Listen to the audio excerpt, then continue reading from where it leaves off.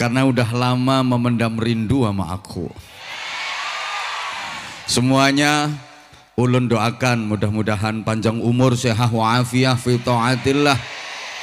Mudah-mudahan Islamnya semakin mantap, imannya semakin kuat, akhlaknya semakin mulia, takwanya semakin sempurna, ibadahnya makin istiqomah, hidupnya makin barokah. Semuanya mudah-mudahan selamat, mulia, bahagia dunia akhiratnya. Singkat-singkat saja karena waktu kita terbatas. Yang ndak ikut nyumbang tolong ndak usah cerewet.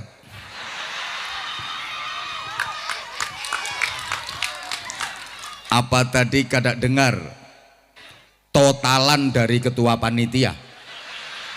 Acara malam ini hasil jimpitan setahun. Padahal sudah dapat sumbangan dari Pak Yoga, dapat sumbangan dari Pak Haji Endang, dapat sumbangan pula dari Pak Haji Rahmat. Itu kan batine ketua panitia. Cuma yang disebutkan cuma jimpitannya saja. Itu politiknya ketua panitia. Tuh, jadi panitia yang lain kelebihan dana ada di Juanda. Oh, namanya kayak nama bandara. Makanya omongannya belakrak karo-karuan ngono. Nah kan bandara itu kan ada yang tujuan Balikpapan, ada yang tujuan Jakarta, tujuan Batam. Dan ini tujuannya ketua panitia kok omongannya iso tekan ndi-ndi yo cocok karo jenenge Juanda. Allahumma sholli ala Muhammad. Udah gini aja, kita semua ini dulunya nggak ada, sekarang ada, sebentar lagi nggak ada. Kulo sampeyan kabeh iki mbiyene ora ono, saiki ono, sedelo engkas ora ono. Sekali lagi, kita semua ini dulunya nggak ada, sekarang ada, sebentar lagi nggak ada. Kita ada di dunia ini karena diadakan oleh Yang Maha Ada, yang sudah ada sebelum semuanya ada, bahkan sudah ada sebelum kata ada itu ada. Dia selalu ada meskipun semua yang ada sudah tidak ada. Dia selalu ada meskipun kata ada itu sudah tidak ada. Dia yang maha ada adalah Allah Subhanahu wa ta'ala. Nek ngene kan jelas gak koyok kata-katane Juanda.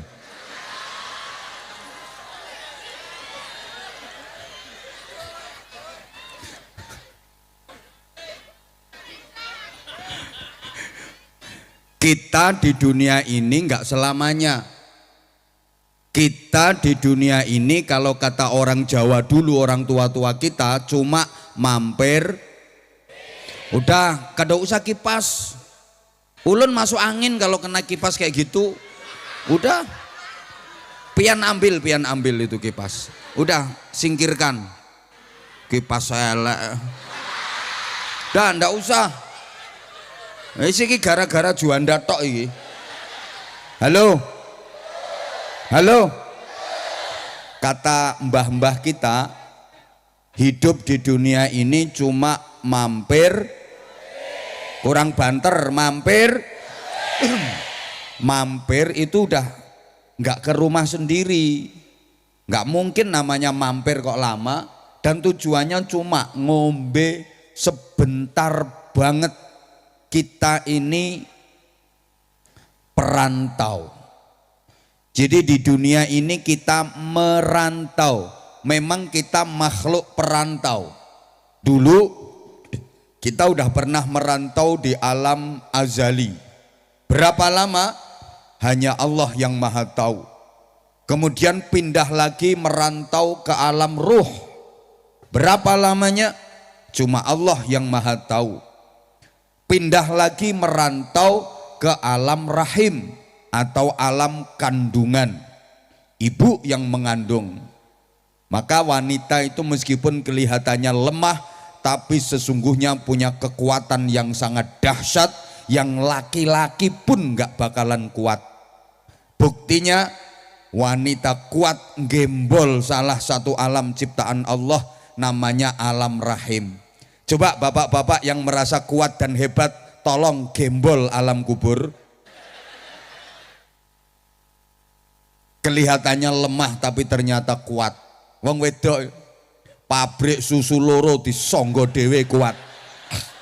Itu kadang pabrik susunya gede-gede itu, ganal-ganal itu. Pabrik susu 2 disonggo dhewe wong wedok kuat.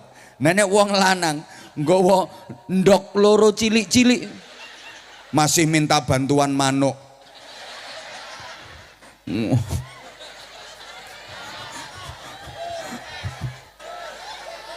Berapa lama kita merantau di alam rahim kandungan ibu? Rata-rata 9 bulan lebih.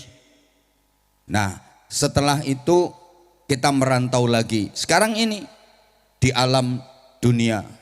Rata-rata menurut sabda Nabi, hasadu ummati minas sittina ila sab'in. Usia harapan hidup rata-rata umatku antara 60 sampai dengan 70 tahun. Kalau pakai ukuran usianya Kanjeng Nabi 63 tahun. Maka Bapak Ibu yang sekarang umurnya sudah 62 tahun lebih 11 bulan plus 3 minggu, berarti tinggal berapa? Seminggu udah kepotong sehari semalam.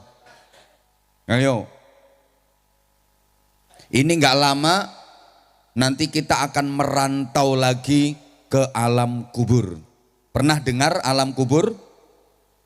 Pernah dengar namanya alam kubur? Percaya adanya alam kubur? Masa nggak pengen jalan-jalan ke sana?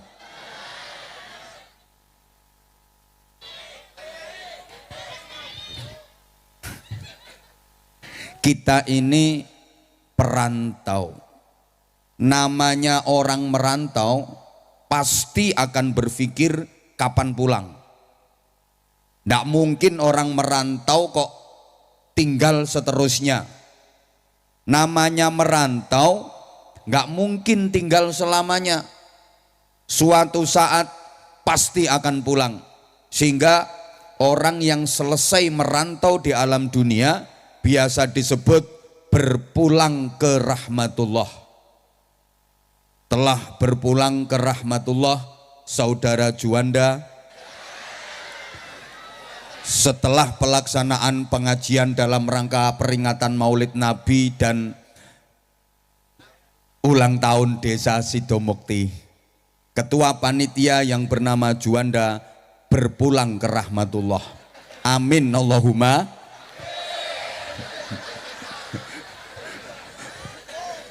Kenapa disebut berpulang? Karena merantaunya sudah selesai. Orang meninggal itu kan disebut berpulang ke rahmatullah karena perantauannya udah selesai. Terus orang pulang dari perantauan itu yang dipikirkan satu, hasilnya apa, hasilnya berapa. Hasil selama merantau itu loh berapa, hasil merantau yang dibawa pulang itu apa dan berapa. Nah kira-kira selama menjalani perantauan di alam dunia ini, pian sabarataan, udah dapat hasil apa dan berapa? Halo? Halo? Allah ya Karim. Karenanya ulun tuh berpikir gini, kalau misalnya ulun wis ta manut, kowe aja umek waktune dientekno Juanda iki lho.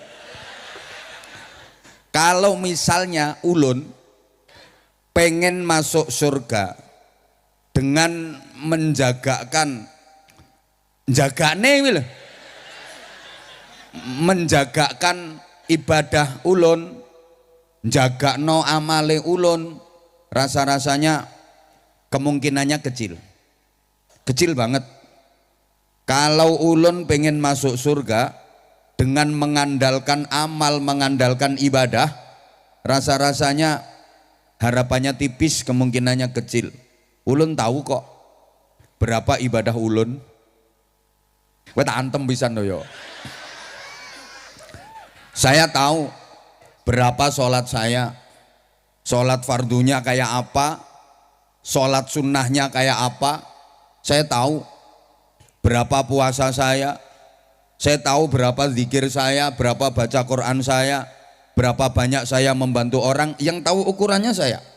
Saya juga tahu senakal apa saya, kezoliman apa yang pernah saya perbuat, dosa-dosa apa yang pernah saya lakukan, masih ingat kok saya. Makanya kalau ditotal, ingin masuk surga kada ada harapan, kemungkinannya kecil. Maaf, ini saya, sekali lagi ini saya. Apa maneh dapuramu?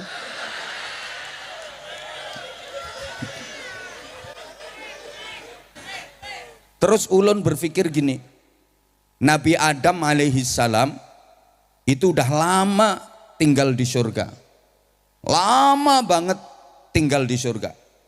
Cuma gara-gara kesalahan satu kali dilarang mendekati syajaratul khuldi.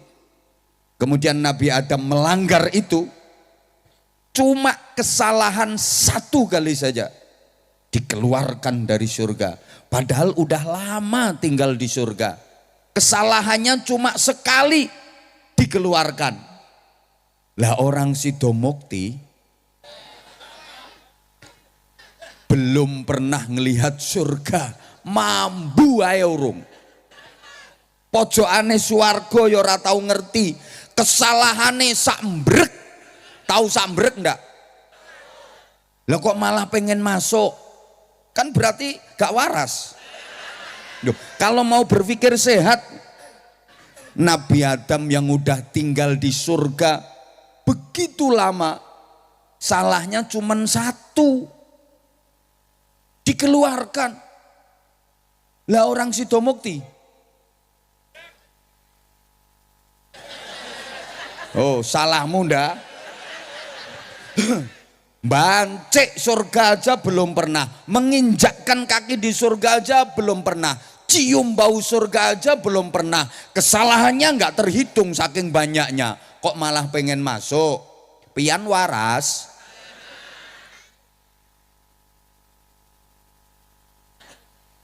Siapa yang masih terlalu pede bisa masuk surga?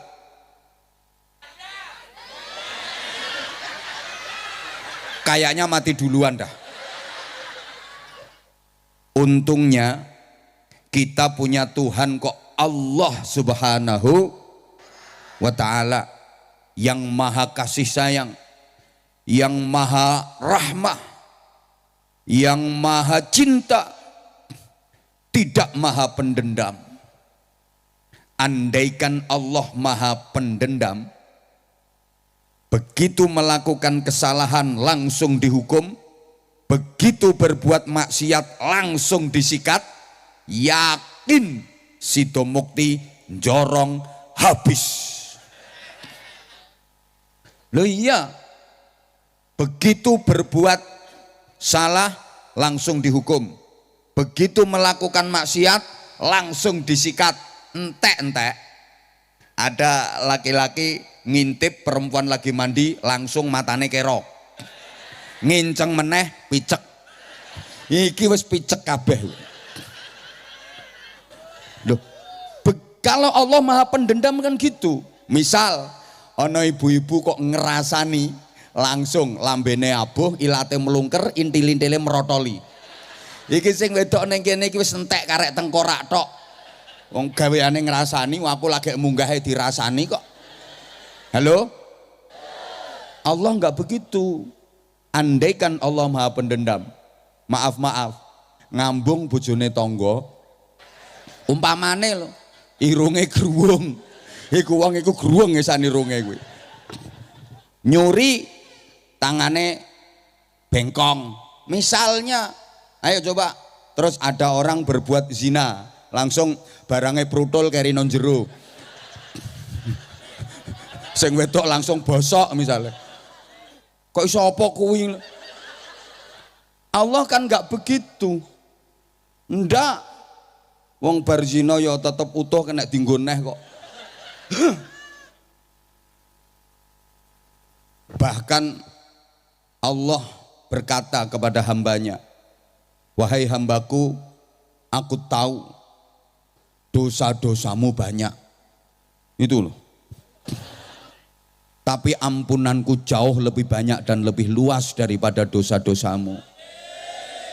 Ora donga kok diamini.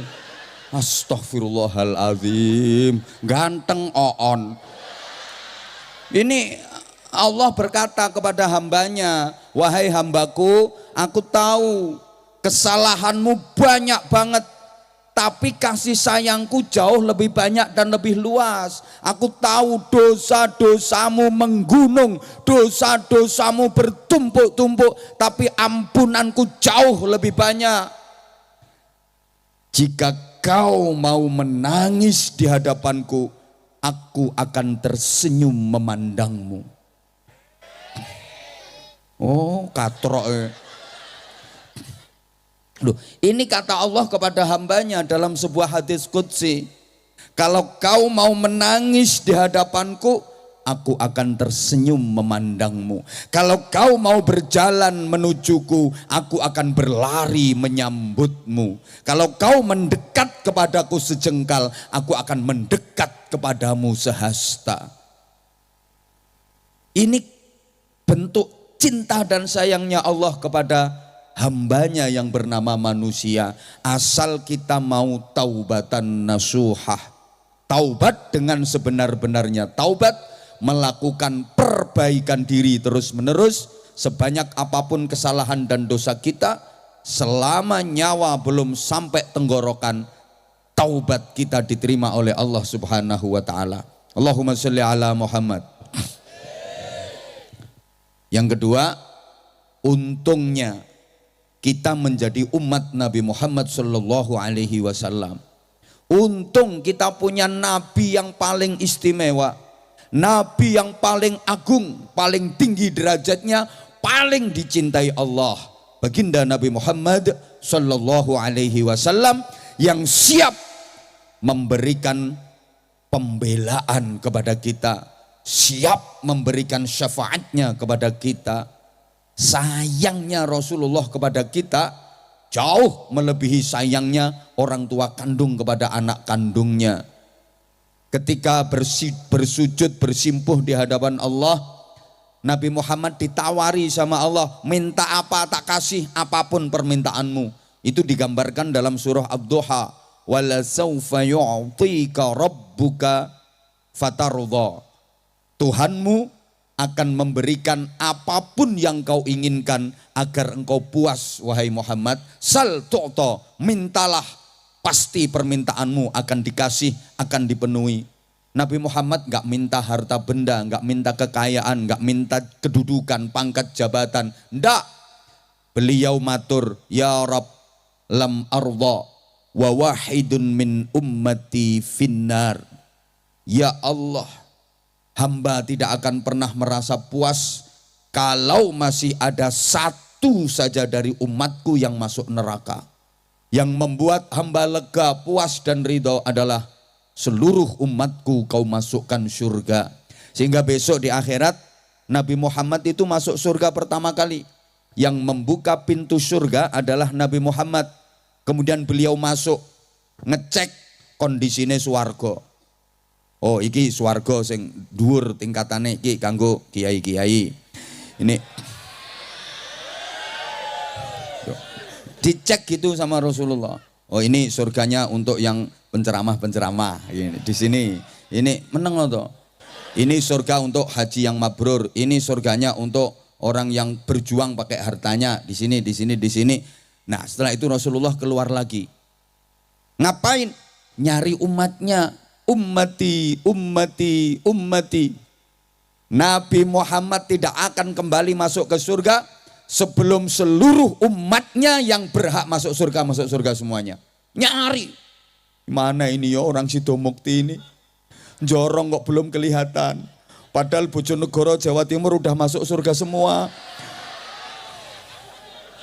Ini jorong ini mana ini? Karuan nek Juanda kan karuan neraka. Contoh ndak? Ini. Ini pembelaan Rasulullah kepada umatnya, namanya syafaat. Syafaat itu pembelaan. Jadi ada umat yang setelah sidang mahkamah akhirat diputuskan di sidang pengadilan akhirat bahwa Juanda neraka. Misalnya, nah ternyata meneng toh ternyata. Juanda pernah jadi ketua panitia peringatan Maulid.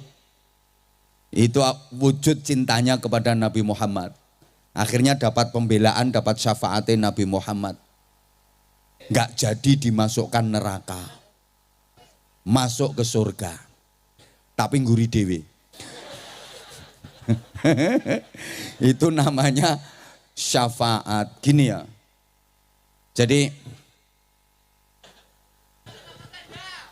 wong Sidomukti rungokne. Mbok menawa. Iki mbok menawa. Mbok menawa itu bahasa Indonesianya apa? Mbok menawi, wi bojone Ari wi jelas wi. Oh bojone Rizki, BE kalau dalam bahasa Jawa Timuran, BE barangkali besok sampean-sampean ki kok sida mlebu swarga menawa sida. BE sida demi Allah itu bukan karena amal sampean, bukan karena ibadah sampean. Andaikan nanti pian sabarataan ini kok masuk surga, sungguh itu bukan karena amal pian, bukan karena ibadah pian. Itu satu karena rahmat Allah, karena kasih sayang Allah. Dua, karena syafaatnya Rasulullah Shallallahu Alaihi Wasallam. Nah, siapa yang paling gampang mendapatkan syafaat Rasulullah? Orang yang paling banyak bersolawat, kemudian mengikuti perilakunya Rasulullah, namanya ittiba. Allahumma sholli ala Muhammad. Oke, saya lanjut karena kita perantau, dulu kita nggak ada, sekarang ada, sebentar lagi kita nggak ada. Kita wujud di dunia ini melalui proses kelahiran dalam bentuk bayi.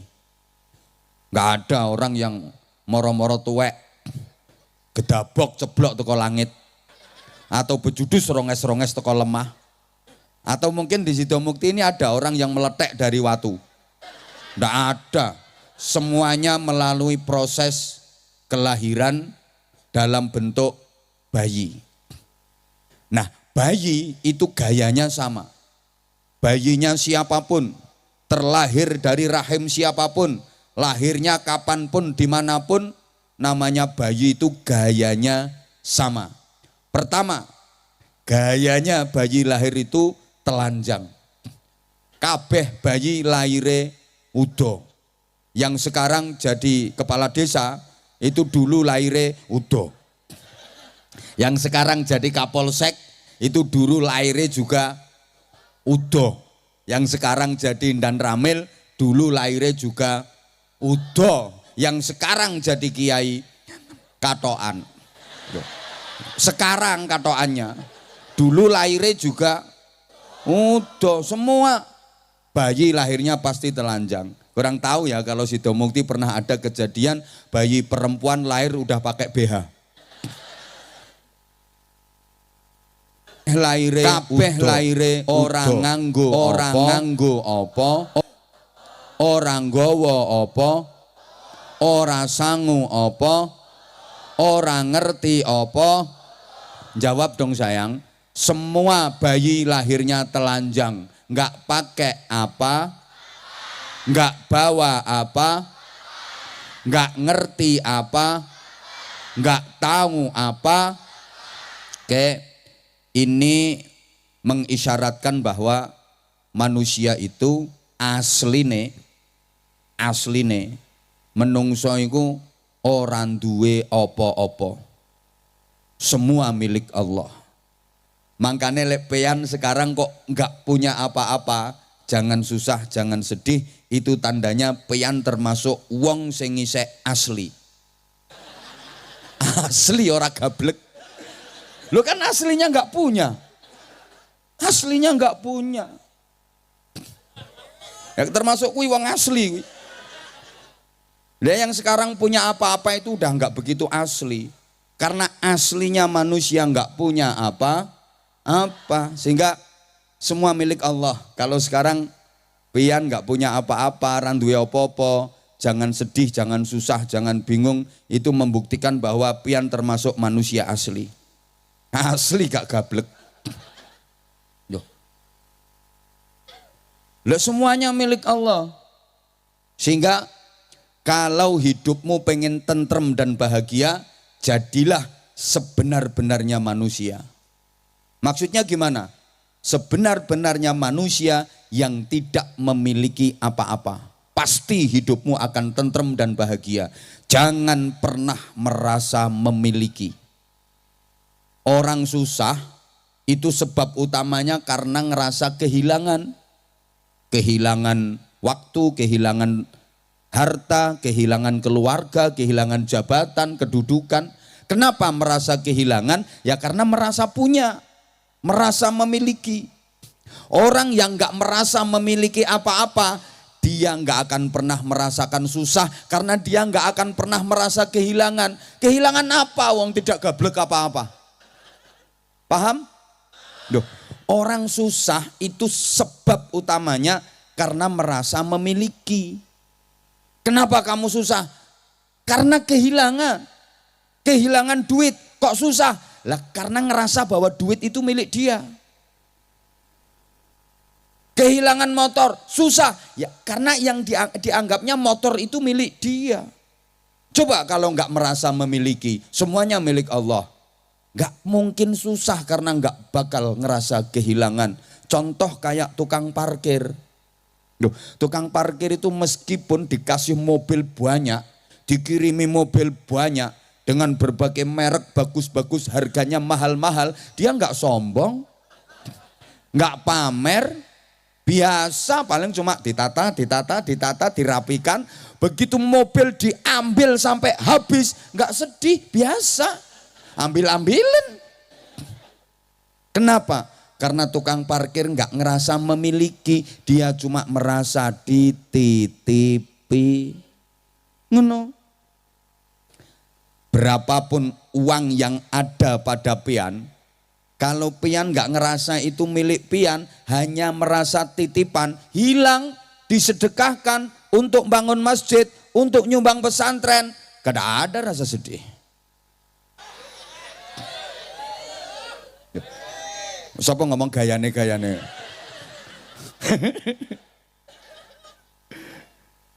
Ya karena nggak ngerasa kehilangan, orang bukan milik ulun. Isoku ya mek ulun karo pian tok kuwi kok. Paham nggih? Paham nggih? Nah itu pangkat, jabatan, kedudukan, titipan, jangan disombongkan. Wong titipan kok disombongkan, ya ndak pantes lah. Bukan miliknya. Ra melok duwe, lho kok disombongno, gak pantes. Kayak misalnya itu. Tak titipi mobil. Ulun mau ceramah ke suatu daerah, jalannya sempit. Mobil nggak bisa masuk. Terus tak titipkan ke rumah dia.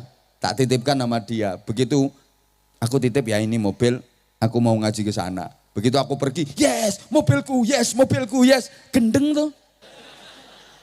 Nggak ikut punya kok disombongkan. Sorry, ada orang kadang dititipi pangkat jabatan sombong. Ada apa enggak? Ada apa enggak?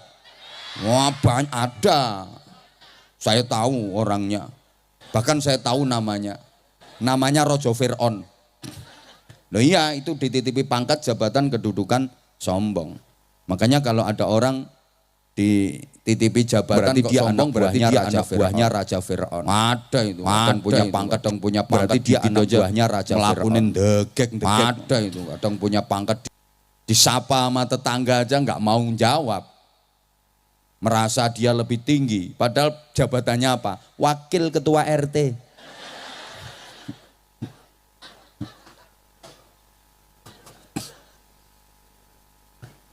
Harta kekayaan juga titipan. Ada nggak orang dititipi harta kekayaan sombong? Ada apa enggak? Wah, ada, namanya korun. Korun. Makanya kalau ada orang dititipi harta kekayaan kok sombong, ya itu dia anak buahnya korun. Hati-hati. Aku lagi lungguh ngombe. Lambe lecek.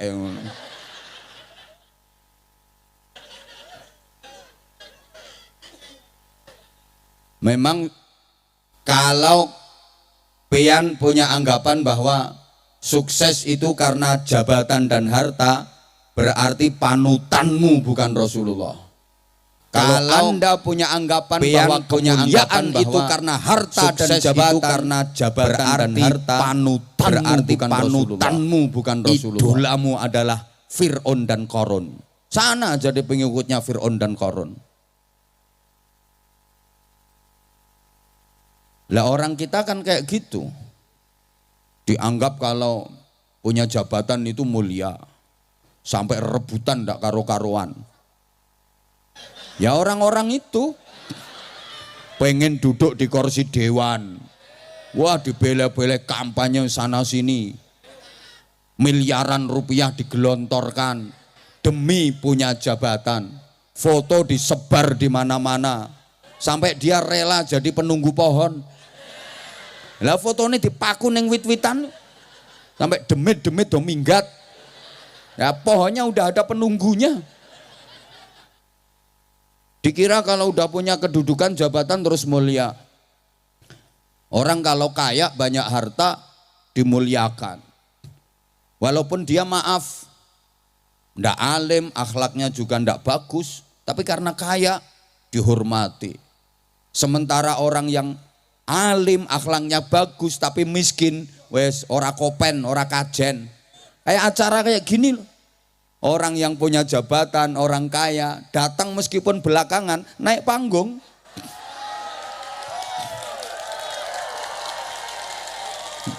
Sedangkan yang keplok-keplok itu, walaupun datang duluan, ndoprok.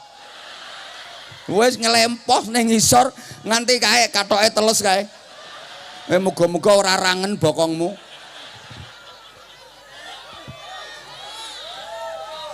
Lu kadang panitia itu sentimen. Saya suka gergeten sama panitia. Panitia itu kadang sentimen. Ini ada orang datang belakangan kok dikasih tempat VIP. Langsung naik panggung. Alasannya apa? Dia pejabat, dia orang kaya. Loh, lah nek wong melarat kondisi dongsong no. Padahal wong melarat ora usah didongsongno, dongsong dhewe. Ngono saya nganggo didongsong nih lho. Kayak yang di sini maaf. Jangan dikira yang di atas panggung ini mesti lebih mulia kedudukannya, lebih tinggi derajatnya daripada yang doprok di bawah. Ini hanya tampilan dunia, hanya perlakuan dunia. Sorry bro, kalau yang nggak terima silahkan turun. Semua kalau nggak terima yang di panggung silahkan turun. Saya berani di atas panggung sendirian. Dan acara ini tanpa dihadiri yang di atas panggung tetap jalan. Wah, nyata-nyata ini hasil jimpitan kok. Ini yang di atas panggung ini rata-rata nggak nyumbang ini. Yang nyumbang cuma 2 orang ini tok loh. Ngonoin nanti aku mangan melu barengi. Padahal gak melu urun. Ayo disuguhi ono buah macem-macem, panganan lah pengen keselek. Kualat sama orang-orang melarat yang di bawah itu. Ini hanya perlakuan dunia saudara. Sepertinya yang di atas panggung ini kedudukannya lebih tinggi, lebih mulia daripada yang doprok di bawah. Tapi dalam pandangan Allah belum tentu kalian yang ada di atas panggung ini lebih tinggi dan lebih mulia. Bisa jadi yang doprok di bawah dan keplok-keplok itu lebih jelek. Ngono.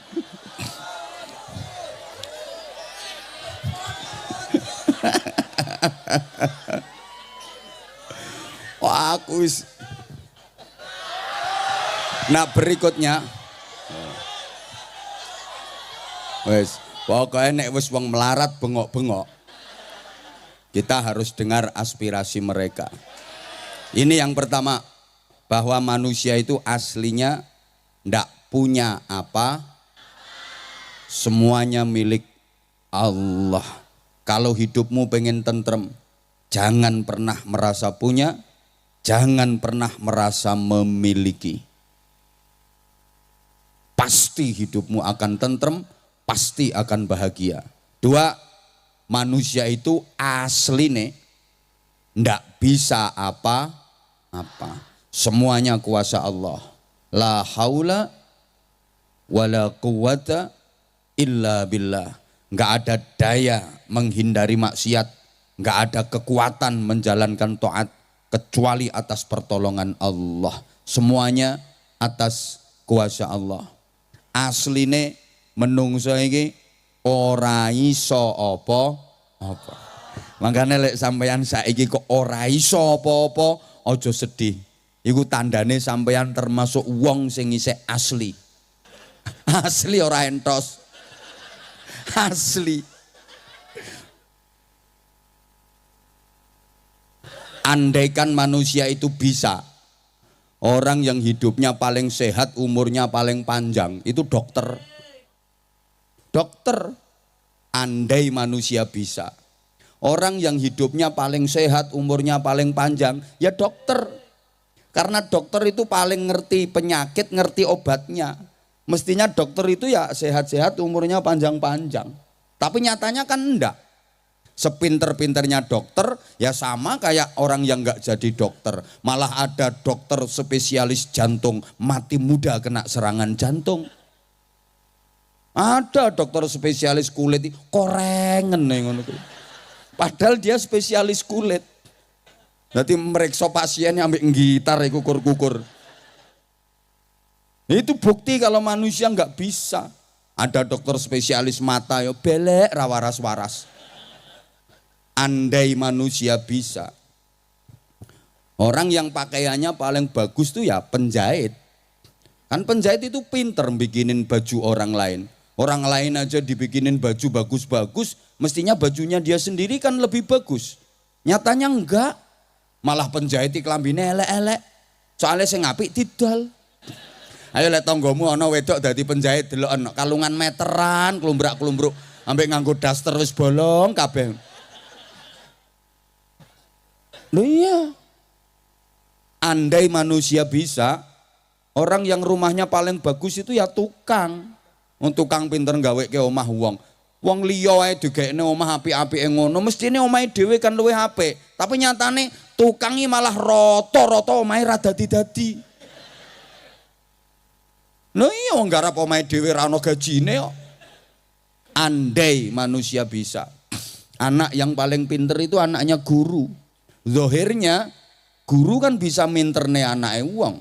Lek anake wong yang dibikin pinter, mestinya anaknya sendiri lebih pinter. Tapi apa semua anak guru pinter? Enggak. Kadang ada anaknya guru itu on. Sekolah dia di kelas, itu dia dapat peringkat sejumlah muridnya. Berarti kan peringkat terakhir. Andai manusia bisa. Anak yang paling sehat, kuat, anaknya polisi, anaknya tentara. Gagah, bapaknya gagah ngono. Tapi apa mesti anaknya polisi, anaknya tentara gagah-gagah? Ndak, kadang anaknya polisi cacingen. Bapaknya kapolsek tapi anaknya cacingen.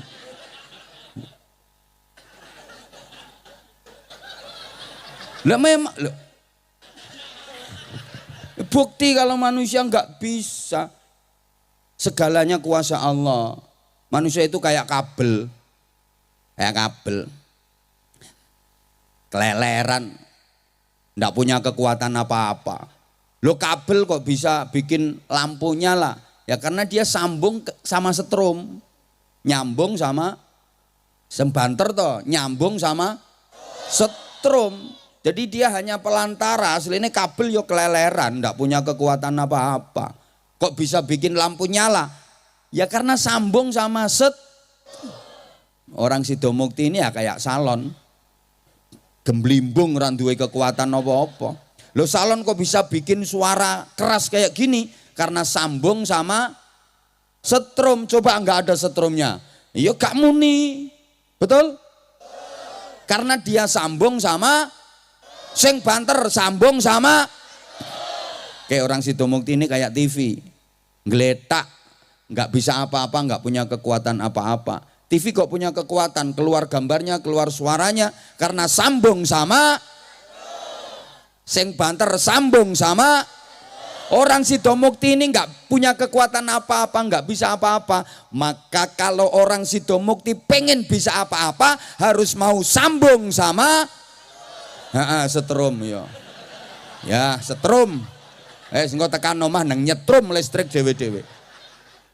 Sambung sama Maha Setrum. Allah Subhanahu wa Ta'ala. Nah, kemudian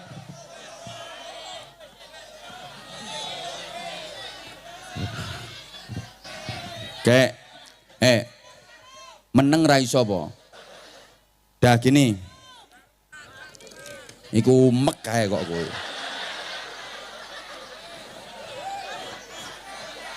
Gini.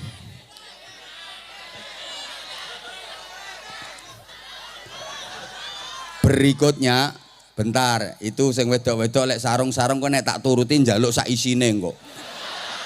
Gini ya. Gini ya. Gayanya bayi berikutnya, bayi lahir itu tangannya mengepal.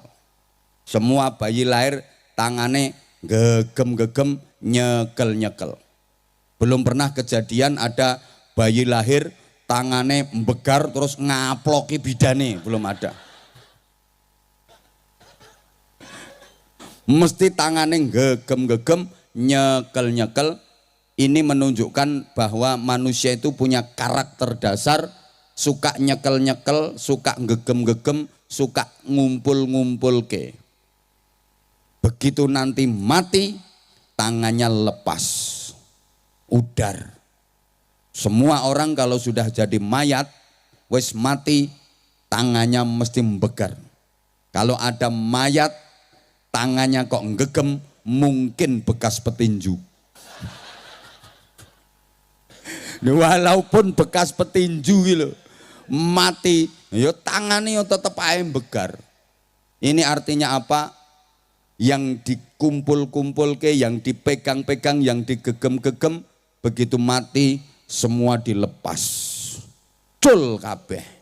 Maaf yang hadir di sini semuanya, walaupun sudah gerang-gerang, tuwek-tuwek, kan bekasnya bayi, betul? Yang ada di sini ini semua adalah bekasnya bayi. Ini semua yang hadir mantan bayi. Jadi sampean ki bayi sing wis tuwek. Ya kaya ngono ku dapurane. Bayi sing wis tuwek.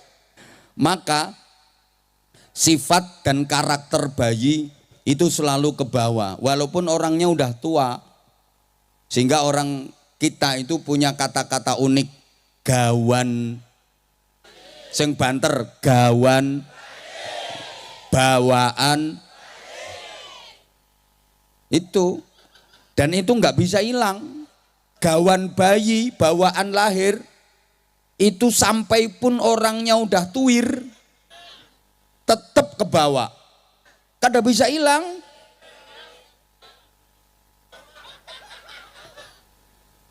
Apa itu?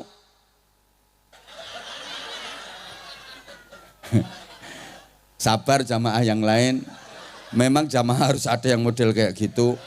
Kenapa? Wi bagian kono ku nggo obong-obongin neraka. Jadi kalau nggak ada kayak gitu nanti neraka nggak nyala nanti. Allahumma sholli ala Muhammad.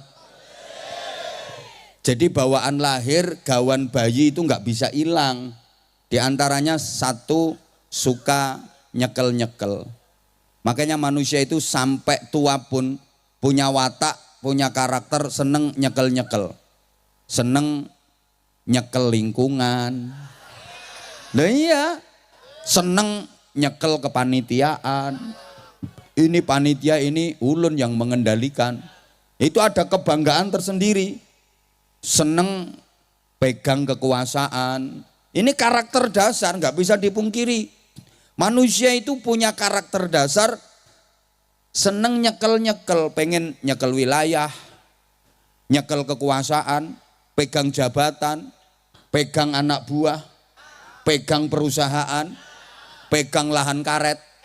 Mulane rupamu kaya karet molor ngono kuwi.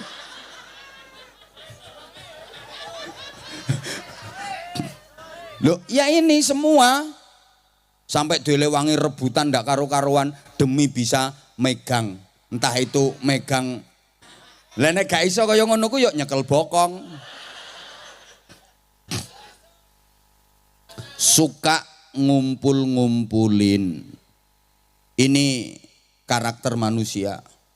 Mengumpulkan duit, mengumpulkan harta, mengumpulkan usaha, mengumpulkan rumah, mengumpulkan kendaraan. Kalau nggak bisa yuk ngelumpukno anak.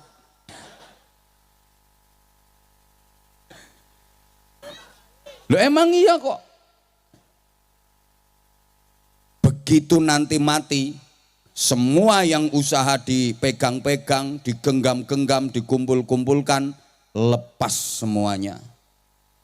Padahal usahane nek ngelumpuk bertahun-tahun, ndak kenal waktu, kehujanan, kepanasan, pagi, siang, sore, malam, polae gak karuan, koyok gabah diinteri, sikil gawe sirah, sirah gawe sikil, direwangi ngalor, ngetan, maju, riwa, mondar, mobat, moncat, mosak, morak, kalang, nibo, jongkir, golong, wes.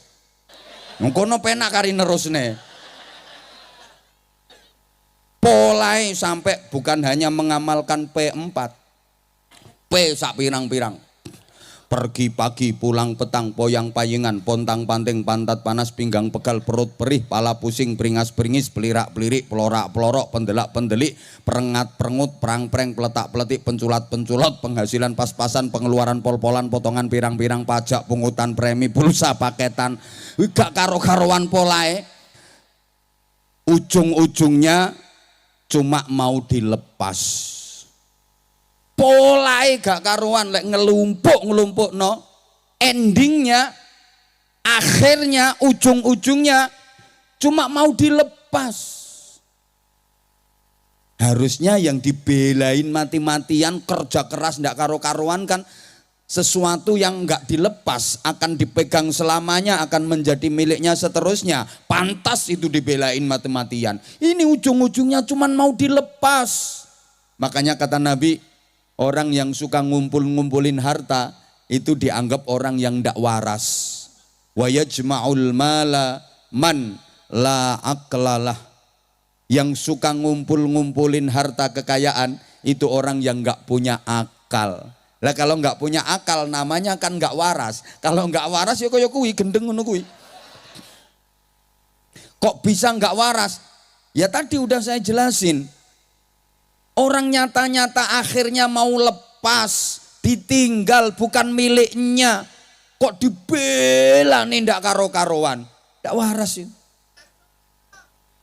Harusnya kalau orang normal pikirannya waras, kita upayakan dengan kerja keras, kita belain mati-matian sesuatu yang akan menjadi milik kita, benar-benar milik kita selamanya. Wajar kalau kita perjuangkan mati-matian. Lah ini mau kita lepas loh. Mikir kita saya. Maaf, di sini ada nggak orang yang suka numpuk-numpuk harta? Saingan kekayaan, pengen akeh, ada ndak? Berarti di sini banyak orang gilanya ya. Loh kok rata-rata orang itu pengen punya banyak harta. Ini yang hadir di sini rata-rata pengen sugih. Nggih napa nggih? Ketara kaya kuwi ngempete wis suwe. Semua gak keturutan. Padahal sorry ya, kaya itu nggak bisa diupayakan manusia. Andaikan jadi orang kaya itu bisa diupayakan manusia, ini warga Sidomukti udah kaya semua. Kok amin ora donga kok. Leh, sugih kuwi ora kena diusahakno menungso. Umpama sugih kok iso diusahakno menungso, wong kene wis sugih kabeh, soalnya nek usaha wis suwe. Loh, sugih melarat, kaya atau miskin itu potongan. Jadi orang itu ada yang potongan kaya, ada yang potongan miskin. Wong ki ana sing potongan sugih, ana sing potongan melarat. Wong nek potongan sugih walaupun kerja nyantai, sugih. Loh. Nek wong kere mesti bantahe ngono. So, bapake wis sugih kok. Bahkan itu jawaban yang sama sekali salah. Karena nggak ada cerita orang kaya dari warisan, itu nggak ada cerita. Kalaupun dulunya bapaknya, mbahnya, kakeknya kaya, itu dia sendiri yang memang bisa mempertahankan dan bisa ikhtiar mengupayakan mulai nol. Nggak ada ceritanya orang jadi kaya dari warisan, itu nggak ada. Orang-orang sukses, orang-orang kaya itu rata-rata rintisannya sendiri. Dia perintis bukan pewaris. Dia penggerak bukan penggertak. Dia pengais bukan pengemis. Loh iya. Kalau warisan lama-lama pasti habis. Pasti habis kalau hanya menjagakan warisan. Kayak kuwi menjagane warisan, entek. Ndak ada orang kaya dari warisan, itu ndak ada. Kalaupun bapaknya kaya terus anaknya kaya, ya karena memang dia dididik untuk bisa berwirausaha sendiri, bisa mengembangkan bisnis sendiri. Kalau murni warisan mesti entek. Kayak gitu, punya lahan sawit 10 hektar, anaknya 10. Berarti anak iki kariuman 1 hektaran. Lah masing-masing anak, masing-masing anak punya anak 10 lagi, berarti tiba putu. Karek 10 meter. Tiba buyut, entek. Akhirnya melarat kaya kuwi dadine. Tolong saya sampaikan ya, perhatikan ya. Sugih melarat itu potongan. Ono potongan sugih, ono potongan melarat. Wong kuwi nek potongan sugih, kerja nyantai, sugih. Punya toko 1 ya ditelateni, ya kaya, bisa beli tanah, bangun rumah, punya kendaraan, bisa pergi haji, bisa umroh. Pancene potongan sugih. Tapi lek potongan melarat, walaupun kerja ndak karu-karuan, semua kerjaan dilakukan. Yo tani, yo kebun, yo dagang, yo maklaran, sampai golekne bojo wong bareng dilakoni. Yo pancet kere wong potongan melarat. Padha karo lemu kuru lho potongan. Ada potongan gemuk, ada potongan kurus. Orang itu kalau potongan gemuk, walaupun makan dikit, yo gemuk. Contohnya kuwi kudung coklat kuwi. Kudung kuning barang kuwi. Kuwi potongan lemu. Walaupun makannya dikit, ya lemu. Nek diet ya gak karo-karoan. Tapi delok saya kaya drum gelundung.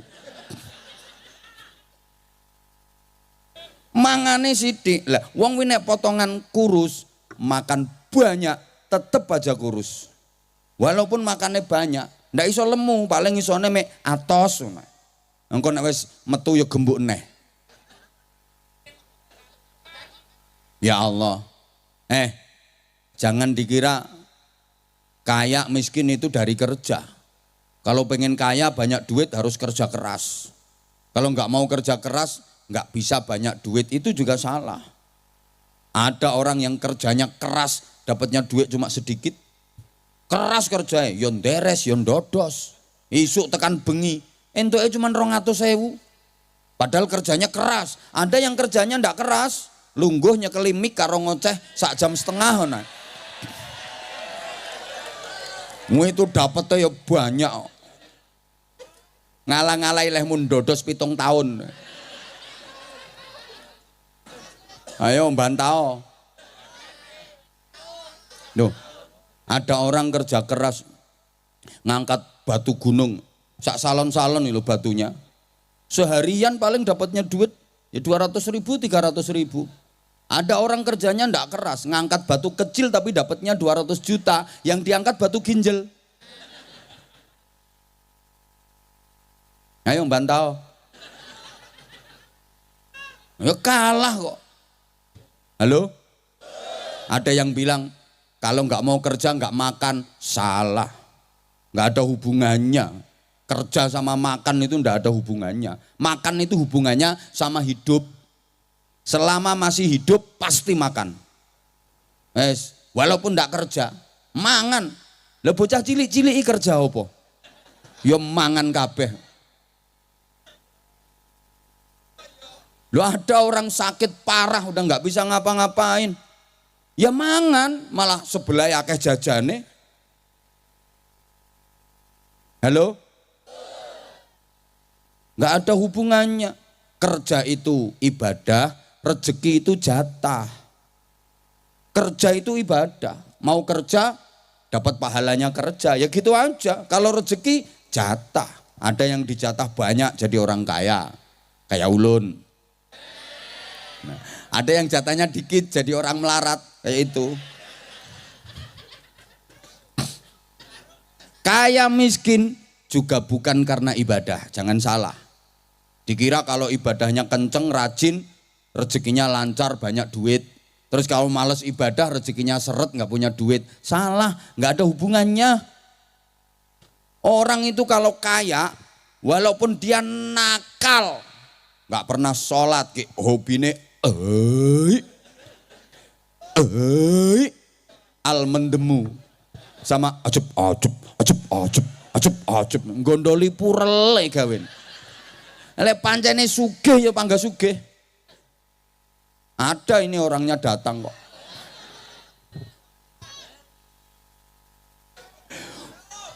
Walaupun orang itu ahli ibadah, kenceng ibadah, sholat jamaah 5 waktu, nggak pernah telat, malam tahajud terus, pagi sholat duha, puasa Senin Kemis rutin, tiap hari Senin dia nyenen, tiap hari Kemis dia wiridan, masya Allah kemana-mana, gawanane tasbih dawa ngelewer di pauter wiridan, sulastri sumiyati sundari supia lha nek pancen potongan melarat tetap melarat, nggak ada hubungan. Jadi ibadah gak kena dikenggo golek duit. Sorry, sholat itu nggak bisa dipakai bayar utang. Pengen utangnya lunas, sholat. Kok umpama sholat iso nggo nglunasi utang, wong-wong sregep kabeh sholate. Utangnya akeh langsung Allahu Akbar lunas. Nggak ada hubungannya. Balesannya amal itu nggak di dunia tapi besok di akhirat. Ad-dunya darul amal la jazaa. Dunia ini bukan apa namanya tempat pembalasan, tapi tempatnya amal. Jangan salah, nanti pas sampean rajin sholat pengen dapat duit, nggak ada hubungannya. Kalaupun ada itu hanya apa namanya baunya aja. Itu namanya rihul qabul kalau dalam bahasa ngaji. Nek kowe ra ngira ngerti ngono-ngono ku ra ngira ngerti. Wis pokoke rohmu mateng ngono. Lah sekarang astagfirullahaladzim. Rumangsane aku iki kancane nderes ngono rumangsane. Ngombe sik. Ya sesuk nderes sampai aku ya.